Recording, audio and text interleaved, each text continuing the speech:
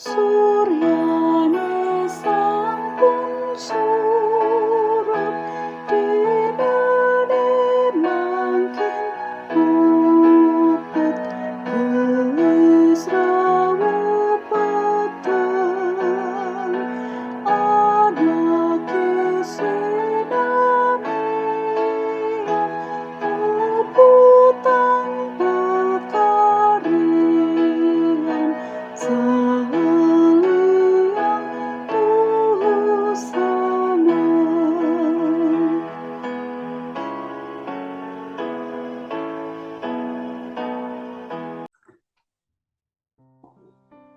Selamat malam Bapak Ibu Saudara yang dikasihi Tuhan dan yang mengasihi Tuhan. Kembali kita akan merenungkan dua ayat firman Tuhan yang disiapkan bagi kita pada hari ini, Senin 22 Agustus 2022. Namun sebelumnya, mari kita berdoa sebelum kita merenungkan firman Tuhan.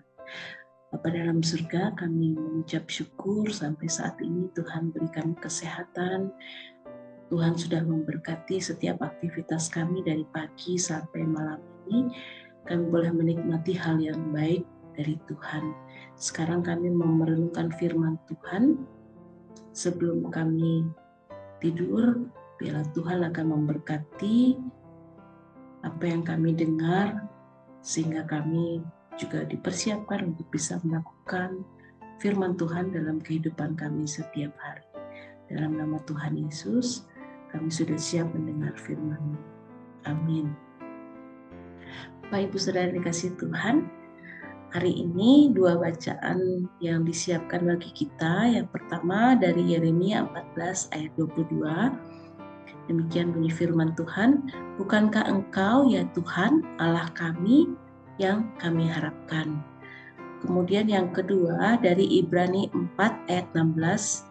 Marilah kita dengan penuh keberanian menghampiri tahta kasih karunia, supaya kita menerima rahmat dan menemukan kasih karunia untuk mendapat pertolongan kita pada waktunya. Ya, renungan hari ini mengingatkan kita kembali di bacaan yang pertama bahwa Allah adalah satu-satunya sumber pengharapan kita.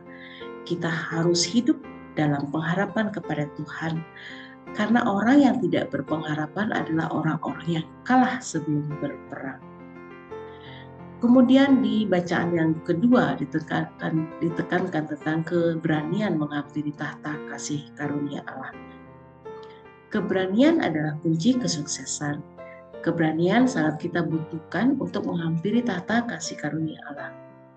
Ada banyak hal yang membuat kita tidak mampu menghampiri tahta kasih karunia Tuhan dengan berani.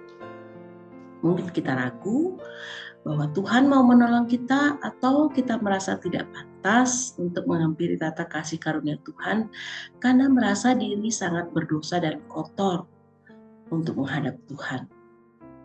Begitu juga saat berbagai masalah menerpa dan mengepung kita juga kadang-kadang takut untuk menghadap Tuhan karena merasa ini sebagai akibat dari dosa-dosa yang kita lakukan.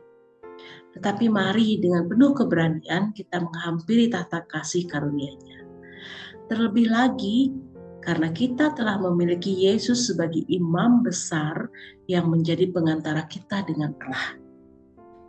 Percayalah, Tuhan sudah menentukan kita untuk menjadi pemenang atas kehidupan kita di dunia ini. Masalah yang kelihatan besar dapat dipakai oleh Tuhan untuk memperlihatkan kuasa-Nya yang jauh lebih besar.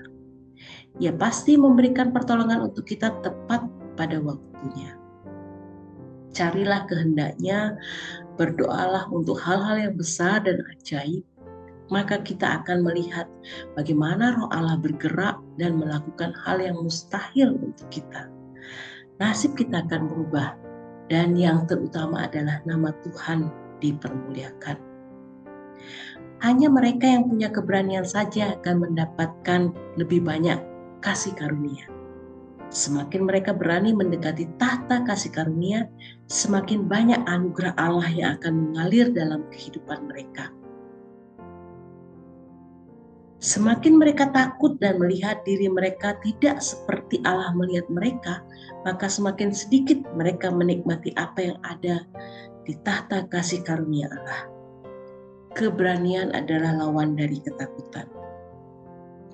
Keberanian yang dimaksudkan Alkitab adalah identik dengan iman. Sebab mereka yang memiliki iman pasti memiliki keberanian. Kita bisa melihat dalam keseluruhan pasal 11 dari kitab Ibrani bagaimana para pahlawan-pahlawan iman menghadapi situasi sulit dan mustahil untuk diselesaikan, tetapi dengan iman mereka bisa menghadapi dan menang. Tanpa iman tidak mungkin orang berkenan kepada Allah. Karena itu, hampirilah setiap waktu tahta kasih karunia Allah dengan iman dan pengharapan. Sebab di sana telah duduk Imam Besar Agung kita yang siap membela kita. Maka kita akan menerima rahmat dan menemukan kasih karunia untuk mendapat pertolongan kita pada waktunya. Iman membuahkan keberanian, ketakutan membuahkan kebimbangan. Amin. Selamat menjadi pemenang karena memiliki iman dan pengharapan kepada Allah. Tuhan Yesus memberkati. Mari kita berdoa. Bapa dalam surga, terima kasih untuk firman-Mu hari ini yang mengingatkan kami bahwa Engkau adalah satu-satunya sumber pengharapan kami. Dan kami harus memiliki keberanian, memiliki iman untuk menghadap tahta kasih karunia Allah. Berikan kami kemampuan, Roh Kudus-Mu selalu menolong kami. Terima kasih Tuhan Yesus, di dalam nama-Mu kami bersyukur dan berdoa. Amin.